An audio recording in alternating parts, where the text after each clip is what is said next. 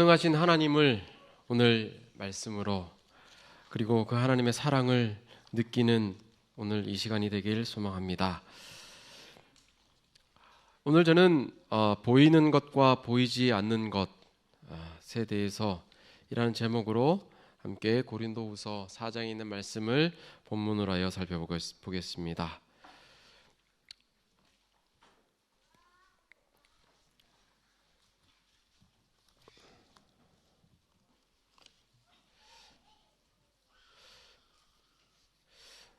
네, 먼저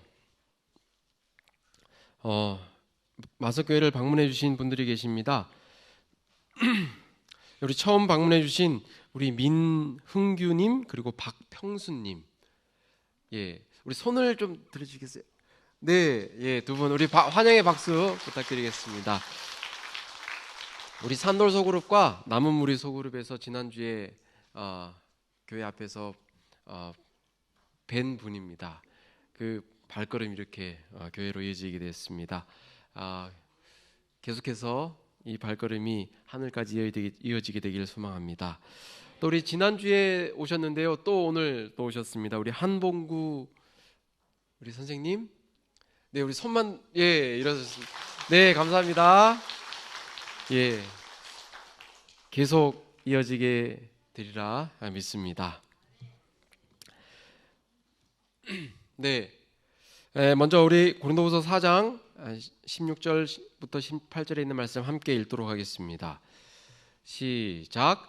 그러므로 우리가 낙심하지 아니하노니 우리의 겉 사람은 낡아지나 우리의 속 사람은 날로 새로워지도다. 우리가 잠시 받는 환난에 경한 것이 지극히 크고 영원한 영광에 중한 것을 우리에게 이루게 함이니, 우리가 주목하는 것은 보이는 것이 아니요 보이지 않는 것이니, 보이는 것은 잠깐이요 보이지 않는 것은 영원함이라. 네, 바울이 고린도후서 4장에서 여러 가지 비난과 핍박을 당해도 낙심하지 않는 이유를 설명하고 있는데요. 고린도후서 4장 1절과 8절, 16절에 보면 낙심하지 아니한다, 낙심하지 아니하노니, 낙심하지 아니하고 아니하며, 이렇게 낙심하지 않는다라는 말이 3번 반복이 되어 있는데요. 그 이유를 설명하고 있습니다. 첫 번째로는 자신을 전하는 것이 아니라 예수님을 전하기 때문입니다. 고린도후서 4장 5절에 보면 우리가 우리를 전파하는 것이 아니라 오직 그리스도 예수의 주 되신 것과 또 예수를 위하여 우리가 너희의 종 된 것을 전파함이라고 고백하고 있는데요. 그렇습니다. 우리가 낙심하지 않을 수 있는 것은 변하지 않으시는 주 예수 그리스도를 전하기 때문입니다. 두 번째로 바울이 낙심하지 않는 이유는 겉 사람은 낡아지지만 속 사람은 날로 새로워지기 때문입니다. 고린도서 4장 16절에 보면 그러므로 우리가 낙심하지 아니하노니 우리의 겉 사람은 낡아지나 우리의 속 사람은 날로 새로워진다라고 고백하고 있습니다. 그렇습니다. 겉은 누구든지 나이가 들면 주름도 생기고 흰머리도 생기고 그렇게 됩니다. 제가 최근에 이렇게 흰머리가 1개씩 2개씩 보입니다. 저희 아내는 벌써부터 이렇게 흰머리가 나서 이 화학 제품을 이렇게 의지하고 있는데요. 저도 그렇게 되어야 되지 않을까 싶습니다. 하지만 감사한 것은 우리의 속사람은 날로 새로워질 수 있다는 것입니다. 이 사실을 인해서 낙심하지 않게 되시길 바랍니다. 그리고 저 영원한 하늘 본향에 가면 이 흰머리가 어떻게 돼요? 검해집니다. 우리 키가 좀 작은 분들 계시죠? 이 키도 어떻게 돼요? 아담만큼 커집니다. 또 우리 허리가 굽으신 분들 펴지시리라고 생각합니다. 또 저 이게 안경을 쓰고 있는데 참 저희 자녀들이 참 복도 없죠. 이렇게 눈 나쁜 걸 또 보고 배워가지고요. 초등학생인데도 불구하고 벌써 안경을 쓰고 있습니다. 예, 저도 좀 잘 보기를 소망하는데요. 하늘에 가면 이 안경도 필요 없으리라고 생각합니다. 우리의 겉사람은 낡아지지만 속사람은 날로 새로워진다라고 말씀하셨습니다. 그렇기에 바울은 낙심하지 않는다라고 증거하고 있습니다. 그리고 세 번째로 낙심하지 않는 이유를 보이지 않는 것에 두었기 때문입니다. 잠시 받는 환난에 경한 것이 지극히 크고 영원한 영광에 중한 것을 이루기 때문이다라고 고백하고 있습니다. 환난이 클까요? 하나님께로부터 받는 그 보상이 클까요? 보상이 큽니다. 우리 이 땅에서 사는 날이 길까요? 하늘에서 사는 날이 길까요? 얼마나 차이가 날까요? 네, 하늘과 땅 차이입니다. 비교할 수가 없습니다. 예. 우리가 이 땅에서 살면 얼마나 삽니까? 예. 여기 계신 분들은 다 100세 사시기 바랍니다. 예. 하지만 하늘에서 사는 것은 영원입니다. 예.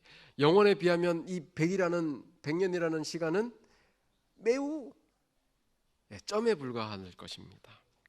그렇기 때문에 이 잠시 받는, 이 땅에서 받는 그 환난이 영원한 영광에 비하면 얼마나 작다는 것을 이야기하고 있습니다. 그렇기 때문에 낙심하지 않는다라고 바울은 고백하고 있습니다. 바울의 고백이 오늘 저와 여러분의 고백이 되길 간절히 소망합니다. 예, 우리가 정말 관심이 있는 것은 보이는 것이 아니요 보이지 않는 것이다라고 바울은 고백하고 있습니다. 왜냐하면 보이는 것은 잠깐이요 보이지 않는 것은 영원하기 때문입니다. 그렇기 때문에 우리는 낙심하지 않는다라고 바울은 편지하고 있습니다. 세상에는 볼 수 있는 것과 볼 수 없는 것이 있습니다. 볼 수 있는 것 우리 굳이 설명 안 해도 되겠죠? 예, 눈에 보이는 것 다 볼 수 있는 것입니다. 그렇다면 볼 수 없는 것은 무엇이 있을까요? 이제 가을이 와서 이 코스모스도 볼 수 있고요, 단풍도 볼 수 있고요, 또 노랗게 물든 은행잎도 볼 수 있습니다. 볼 수 없는 것이 무엇이 있을까요? 이 작가 존 로이드라는 분이 이 테드라는 프로그램에서 보이지 않는 것들의 목록이라는 제목으로 10분 동안 강연을 했는데요. 그는 이렇게 이야기합니다. 볼 수 없을 뿐 아니라 또한 이해할 수 없다. 보지도 못하고 이해하지 못하는 것이 무엇이 있을까요?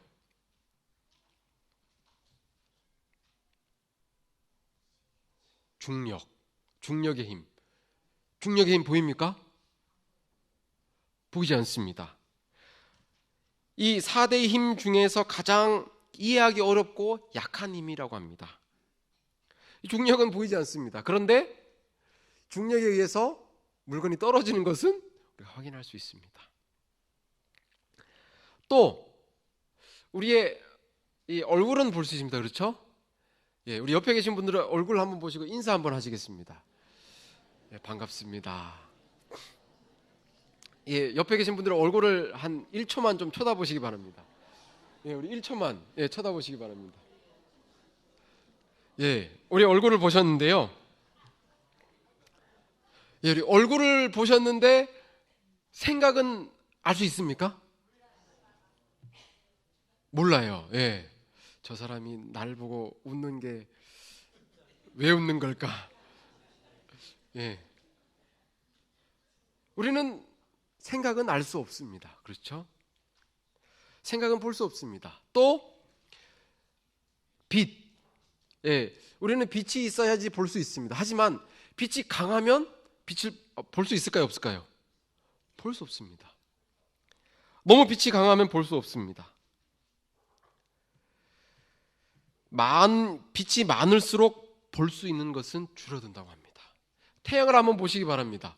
태양 보고 나서 이게 세상을 보면 보일까요? 안 보일까요? 안 보입니다. 시간 혹시 볼 수 있어요? 시간? 시계는 볼 수 있습니다. 근데 우리가 지나가는 시간은 볼 수 없다고 합니다. 그 외에도 이 볼 수 없는 것들을 설명해 놓았는데요. 원자 볼 수 있습니까? 볼 수 없습니다. 기체 볼 수 있어요? 없어요. 전기 보이십니까? 전기 안 보입니다. 은하수, 이 우주에는 1000억 개 이상의 은하수가 있다고 합니다. 근데 우리 눈으로 육안으로 볼 수 있는 것은 몇 개일까요? 5개밖에 되지 않는다고 합니다. 그 5개마저도 우리의 시력이 아주 좋아야지만 볼 수 있다고 합니다. 또 전파 볼 수 있습니까? 볼 수 없습니다. 이 1980년대 이 전파를 이 헤르츠라는 분이 발견을 했는데요. 어떤 분이 이 헤르츠에게 물어봤다고 합니다. 이 전파에 대해서 설명해 주라고. 그랬더니 자기도 그것을 설명할 수가 없다고 합니다. 근데 나중에 되면 이것을 사용할 거라고 이렇게 이야기를 했다고 합니다. 정말 우리는 볼 수 없는 것들이 참 많이 있습니다. 그렇죠? 이해할 수 없는 것들도 참 많이 있습니다. 발명 왕이었던 토마스 에디슨은 이렇게 이야기했다고 합니다. 우리는 어떤 것의 100만 분의 1의 1%도 모릅니다. 안다는 말이에요? 모른단 말이에요? 모른다는 말입니다. 그렇습니다. 우리는 아는 것보다 모르는 것이 더 많습니다. 인정하십니까? 고백하십니까? 인정하시죠? 이 분이 이렇게 이 강연에서 이렇게 정리를 했습니다. 여러분이 볼 수 없는 것이 또 뭐가 있나요? 라고 물었기에 저는 이렇게 결론을 내리고 싶습니다. 우리는 왜 여기 있는가와 있는 동안 무엇을 해야 하는가, 이 두 가지를 결론을 내리는데요. 그분이 좋아하시는 이 위스턴 오든이라는 시인이 이렇게 이야기했다고 합니다. 우리는 지구상에서 다른 사람을 돕기 위해 존재합니다. 다른 사람이 왜 있는지는 잘 모릅니다. 다른 사람이 왜 있는지는 모르지만 우리가 존재하는 이유는 뭐라고요? 다른 사람을 돕기 위해서 우리가 존재한다는 것입니다. 우리는 보이는 것과 보이지 않는 것을 구분할 수 있습니다. 하지만 보이지 않는 것 또한 존재한다는 것을 우리는 알고 또 사용하고 있습니다. 바울은 고린도서 4장 18절에서 왜 보이는 것과 보이지 않는 것을 들면서 보이지 않는 것은 영원하다라고 이야기했을까요? 먼저 그 상황을 우리가 알기 위해서는 고린도의 상황을 좀 살펴보아야만 합니다. 고린도는 이 지역입니다. 마게도냐의 이 아래쪽에 있는 지역인데요. 고린도는 이 북쪽과 남쪽을 연결해주는 교통의 요지였습니다. 그리고 많은 사람들이 이렇게 오가면서 국제 무역의 거점으로 이렇게 성장하게 되었습니다. 이곳이 고린도에 있는 고린도 운하라고 합니다. 가보지는 못했는데 가보고 싶습니다. 이 상업 도시로 발전하다 보니까 도덕적으로는 겉으로 보기에는 매우 번창한 도시였지만 타락한 도시였다고 합니다. 이 고린도에는 사랑의 여신인 아프로디테 신전이 있었는데요. 거기에는 1000명의 여사제가 있었는데 여사제로서 활동했고 또 밤에는 이 매춘의 업에 그렇게 종사했다고 합니다. 고린도는 말하자면 경제적으로는 아주 크게 발전된 도시였지만 또 쾌락주의의 삶의 모형으로 꽃피우던 그런 도시였습니다. 당시에 고린도에 살던 사람들은 그것이 너무나도 일상적이었기 때문에 하나도 이상하지 않았습니다. 오히려 남들이 사는 대로 살지 않는 그 모습이 오히려 이상하게 생각될 수도 있는 그런 도시였던 것입니다. 보이는 것으로만 이렇게 살던 사람들에게 보이지 않는 것을 바울은 보았고 그것을 소망한다라고 이야기하고 있는 것입니다. 여러분 혹시 욜로라고 들어보셨습니까? 욜로족. 예. 인생은 한 번뿐이다. 어떻게 하라는 거예요? 즐기라고 합니다. 즐겨라. 예. You only live once. 한 번만 산다. 예. 네 생명은 하나다. 그러니까 한 번뿐이 없는 인생 어떻게 하라고요? 즐기면서 살아라 라고 하는 것이 욜로입니다. 아마 고린도 시대가 이런 도시였던 것 같습니다. 바울은 그런 고린도의 시대의 정신에 빠져 있지 않고 오히려 예수 그리스도를 통해 참된 삶의 모습을 알고 있었고 보이는 것에 매달리며 사는 것이 아니라 보이지 않는 그 삶을 바라보면서 동경하면서 소망하면서 살라라고 권면하고 있는 것입니다. 바울이 살고 있던 고린도 시대처럼 오늘도 우리는 그렇게 이 시대는 살아가고 있습니다. 네. 혹시 불금이란 말을 아세요? 불금? 뭐의 줄임말이죠? 불타는 금요일. 네. 왜 금요일을 불태워야 돼요? 네. 월, 화, 수, 목은 출근해야 되니까 일해야 되니까 좀 참고 있다가 금요일 되면 토요일 날 쉬니까 이틀 쉬니까 고린도 시대와 지금의 시대 무엇이 다르겠습니까? 고린도 사람들은 자기들의 삶을 별로 심각하게 중요하게 생각하지 않았습니다. 마찬가지로 오늘도 역시 그런 삶을 살고 있습니다. 자기가 5일 동안 열심히 일했기 때문에 나머지 이틀은 즐기면서 살아도 된다는 것입니다. 5일 동안 내가 번 것을 이틀 동안 쓰면서 즐기면서 그렇게 산다는 것입니다. 바울이 고린도의 그런 삶을 보이는 것을 따름이라고 했습니다. 이 시대도 예외가 아닐 것 같습니다. 겉으로 보이는 자랑거리, 겉으로 보이는 소유물에 완전히 빠져버린 그런 삶을 살고 있습니다. 여기 우리 이제 대학을 준비하는 우리 학생들이 있는데요. 왜 대학을 가려고 합니까? 우리 신동희 학생 왜 대학을 가려고 합니까? 부모님이 가라고 해서 앞으로의 생계를 책임져야 하기 때문에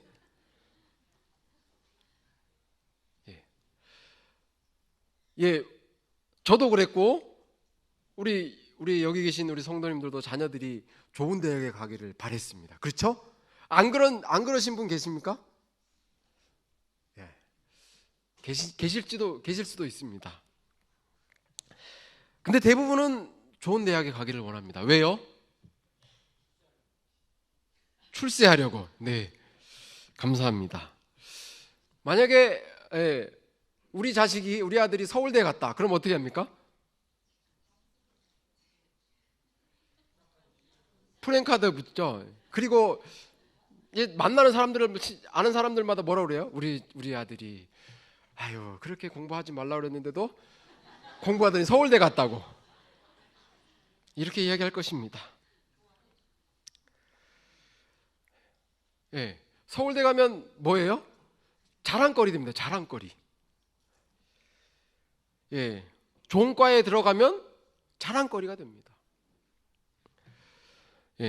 제가 지난 일요일에 할 수 없이 종로에 있는 서점에 갔는데요.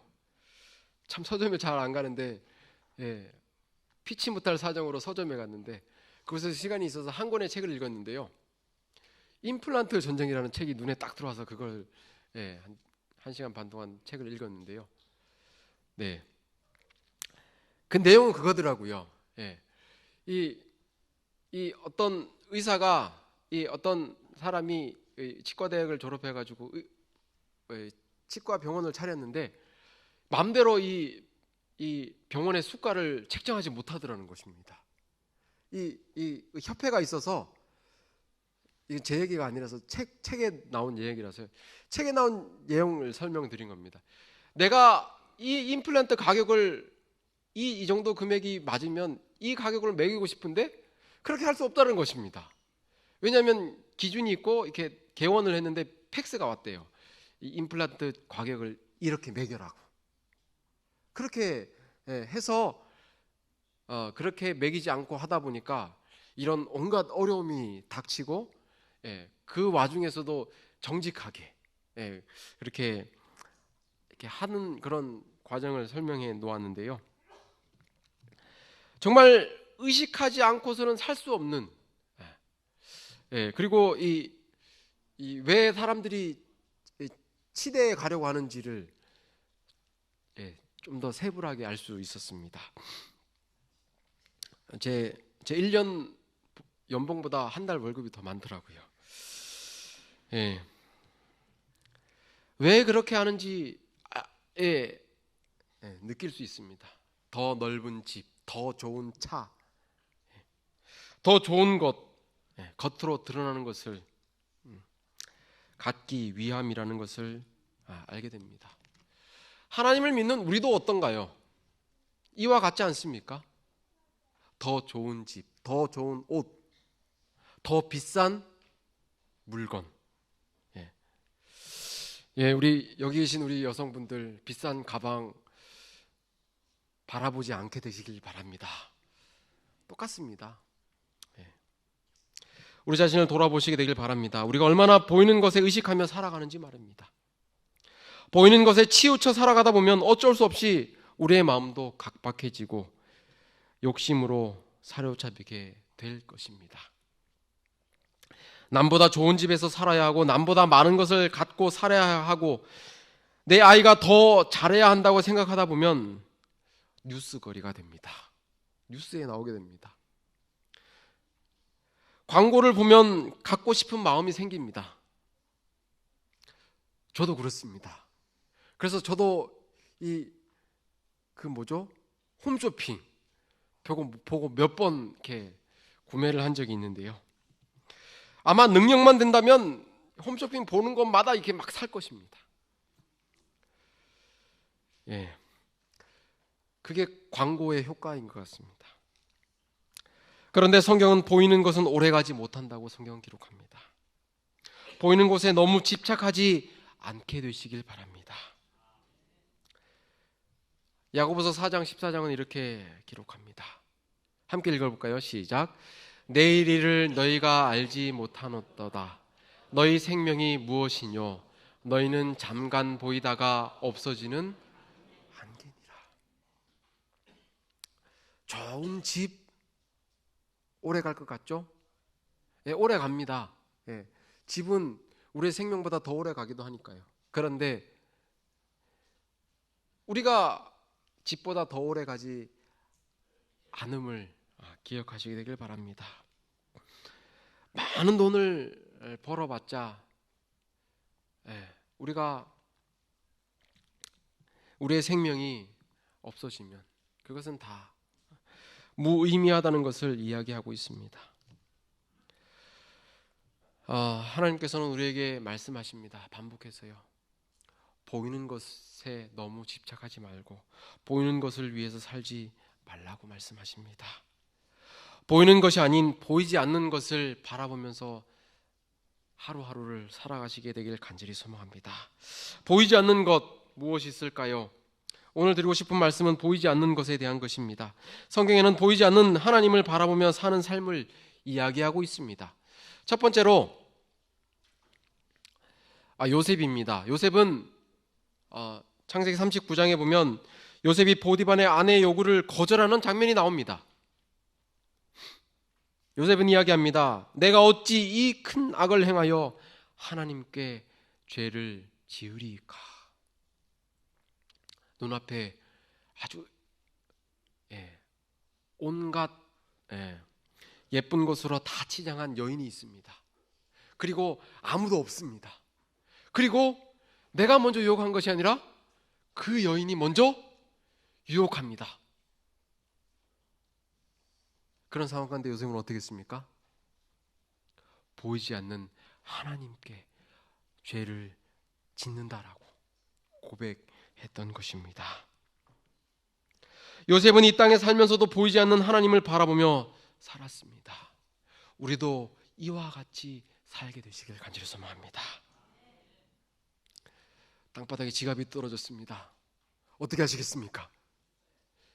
좌우를 두리번하시겠습니까?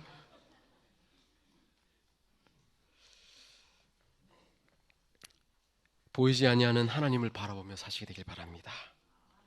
시대소망 173쪽은 이렇게 기록합니다. 사람이 마음으로 자신을 하나님께 바치는 때에 축복이 임한다. 그때에 인간의 눈으로는 볼 수 없는 능력이 하나님의 형상대로 새로운 피조물을 창조하는 것이다. 요셉이 애굽의 총리가 될 수 있었던 것은 보이지 아니하는 하나님을 바라보며 그 마음으로 하나님께 바쳤기 때문이라는 사실입니다. 보이지 아니하는 하나님을 바라보며 사는 저 여러분들이 되시길 간절히 소망합니다. 누구일까요?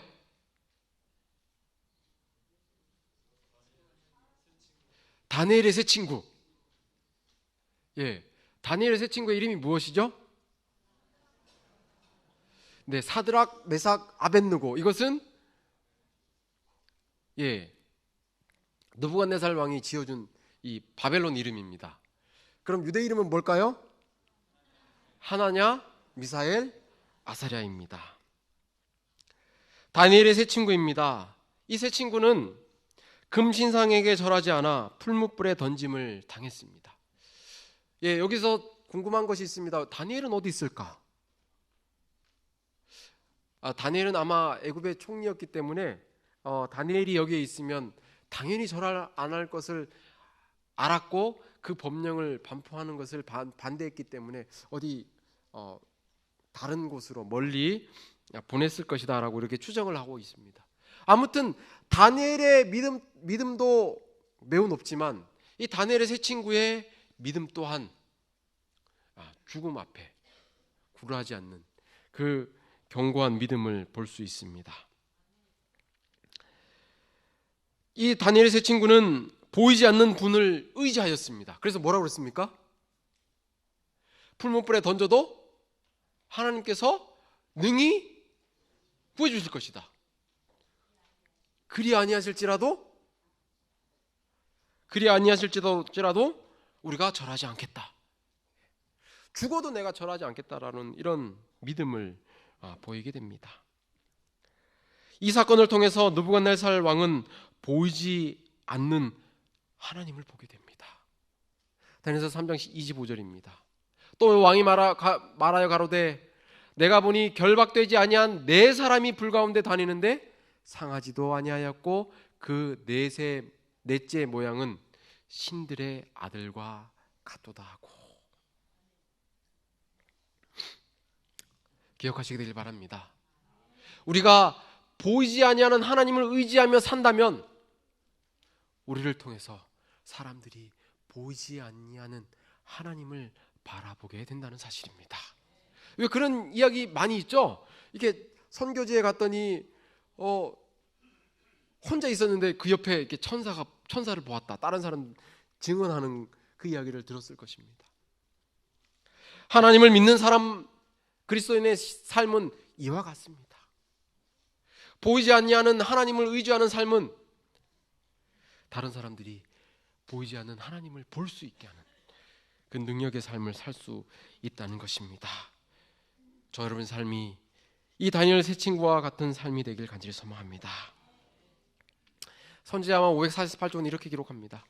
열국의 역사와 장차올 일들에 관한 계시에서 하나님의 목적의 성취를 주의 깊이 연구하는 일은 보이는 사물과 보이지 않는 사물의 참 가치를 평가하고 생애의 참 목적이 무엇임을 배울 수 있도록 우리를 도와줄 것이다.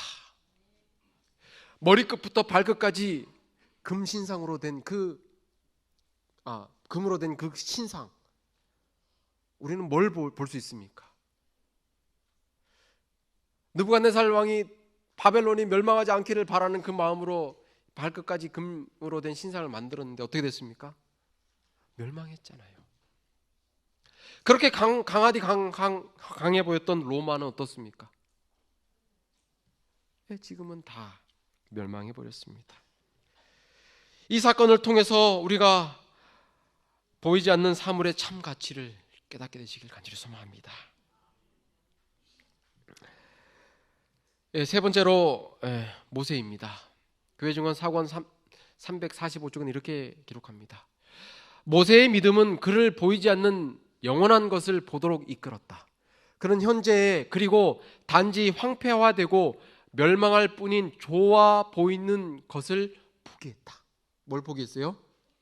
이집트의 왕자의 삶을 포기했다는 것이죠. 진정한 매력인 영원한 것이 그에게는 가치가 있었다.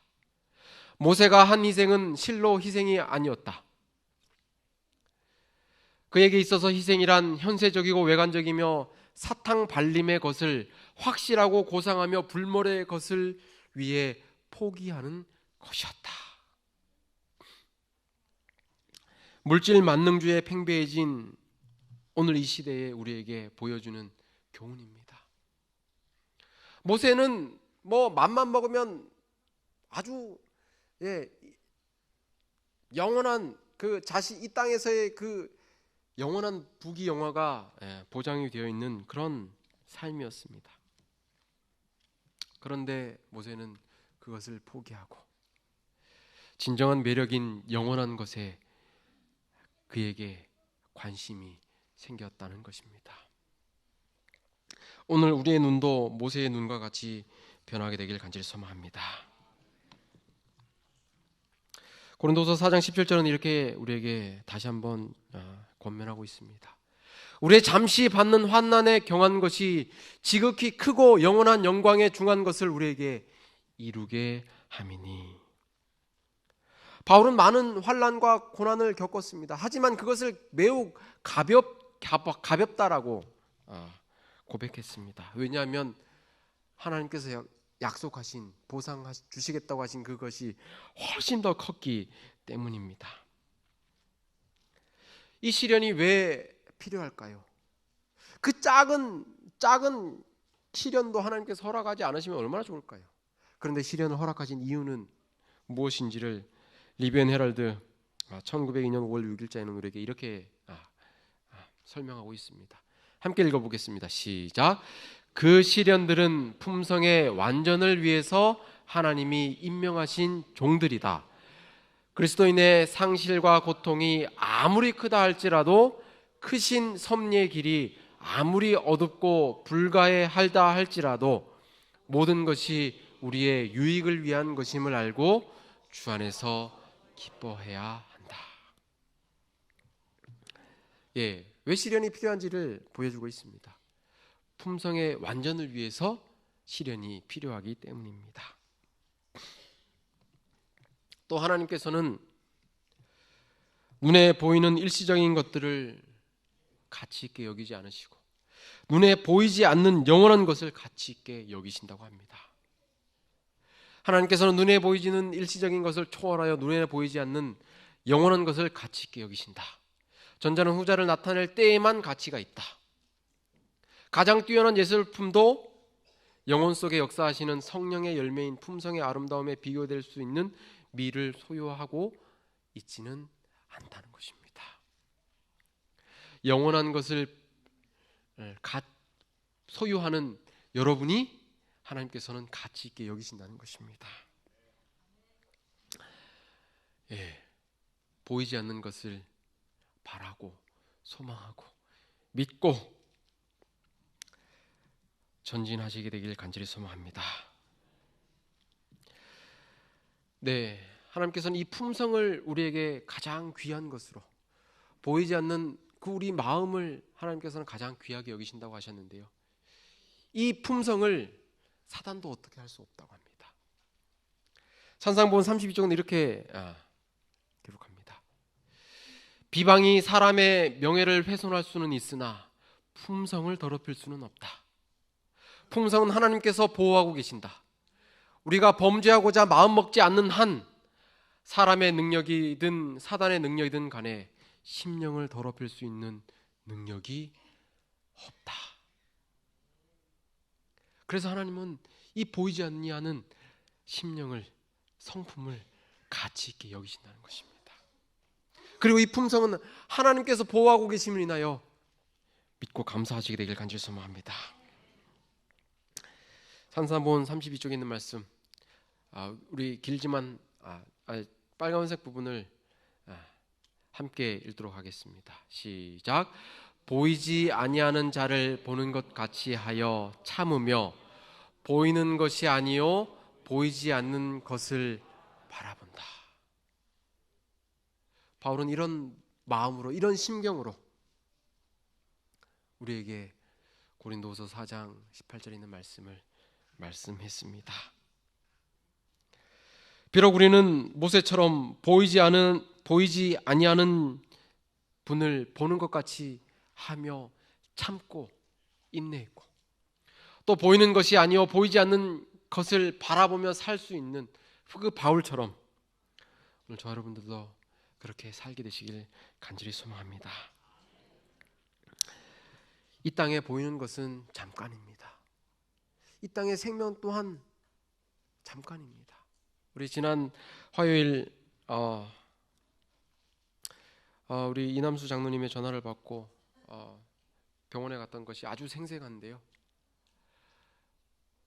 정말 그 전날 저녁에 맛있게 저녁 잘 먹었다고 하고 주무신 우리 이용식 집사님께서 그 다음날 새벽에 이렇게 주 안에서 잠드신 그 일, 정말 보이는 것은 잠깐이라는 것을 우리에게 실감하게 해줍니다. 하지만 기억합시다. 예수 그리스도를 믿고 보이지 않는 것을 바라보고 소망하는 그 삶은 영원히 존재한다는 것을 우리에게 다시 한번 교훈해주고 있습니다. 보이는 것은 잠깐이요 보이지 않는 것은 영원함이라는 이 말씀을 우리 이번 한 주 동안 묵상하면서 보이지 않는 것을 위해서, 보이지 않는 그 하나님, 보이지 않지만 인도하시는 그 성령 하나님의 그 인도하심을 바라보면서 감사하면서 기뻐하면서 살 수 있는 그런 저 여러분들 되시길 간절히 바라면서 오늘 말씀을 드리겠습니다.